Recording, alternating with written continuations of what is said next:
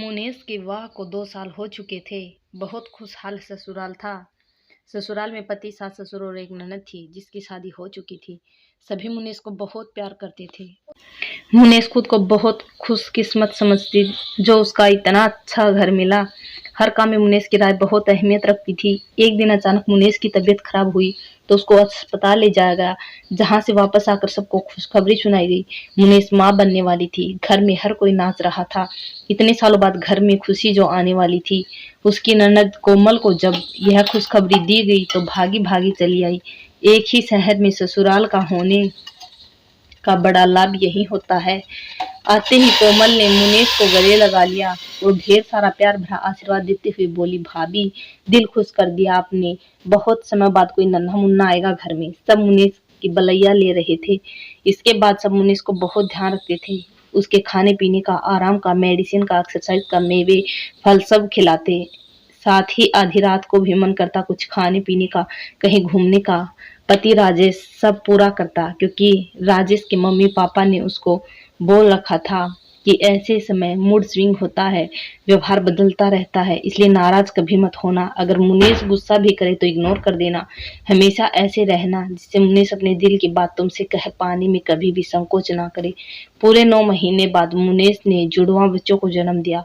कोमल रोज घर आती और अपनी ममता मुनेश के दोनों बच्चों पर उड़ेलती, उनकी करती, नहलाती, यहाँ तक कि दोनों बच्चों के नाम ही उसने रख लिए, पलक और वीर। इतनी ममतामयी होने के बाद भी ममता देने के लिए कोमल के पास कोई नहीं था। शादी के 10 साल बाद वो माँ नहीं बन पाई थी। ख्याल रखती तो भाई के दोनों बच्चों का खास, लेकिन उसकी गोद सुननी थी। जब बच्चे थोड़े बड़े हुए तो कोमल ने आना जाना थोड़ा कम कर दिया, क्योंकि उसके घर के 10 काम होते थे। मुनेश दोनों बच्चों को संभालती थी, सब साथ देते थे, पर कभी नींद पूरी नहीं होती थी तो कभी दिन का आराम भी गायब रहता। दो दो बच्चे संभालना बहुत मुश्किल था। उसकी दिन पर दिन बढ़ती परेशानी और चिड़चिड़ापन देखते हुए उसकी सास ने उसके पास आई और बोली, बेटा मैं कुछ कहने आई हूँ तुझसे, ठंडे दिमाग से सुनना। पलक और वीर दोनों को ही पूरी देखभाल की जरूरत है। अगर तू चाहे तो माँ, आप क्या कहना चाहते हैं साफ साफ कहिए, मैं सुन रही हूँ। और हाँ, आपकी ये बात बिल्कुल सही है कि दोनों ही बच्चों की पूरी देखभाल की जरूरत है, और आप सभी के साथ मिलकर मैं पूरी कोशिश भी करती हूँ, पर दोनों को एक साथ देखना मुश्किल है। बेटा तू चाहे तो एक बच्चा कोमल को दे दे, तेरा काम भी आसान हो जाएगा और बच्चों की परवरिश भी अच्छे से हो जाएगी। और अपनी सास की बात सुनकर मुनेश से देखने लगी और हिम्मा जी ने जाते जाते आगे कहा, बेटा तू माँ है, अच्छी तरह सोचकर ही जवाब देना, जैसा चाहेगी होगा वैसा ही, कोई तेरे खिलाफ नहीं जाएगा। मुनेश की समझ में नहीं आ रहा था कि क्या बोले, क्या करे। उसके दिमाग की नसें दर्द करने लगी सोच सोचकर। रात को जब राजेश आया तो मुनीष को परेशान देखकर बोला, क्या बात है मुनीष, क्या आप भी नींद नहीं ले पाई? दिन में मुनीष ने सोचा राजेश से बात करने देखती हूँ, शायद कोई रास्ता मिल जाए। मुनीष ने कहा, राजेश आज माँ आई थी और सारी बात बताते हुए कहा, तुम बताओ मैं क्या करूँ?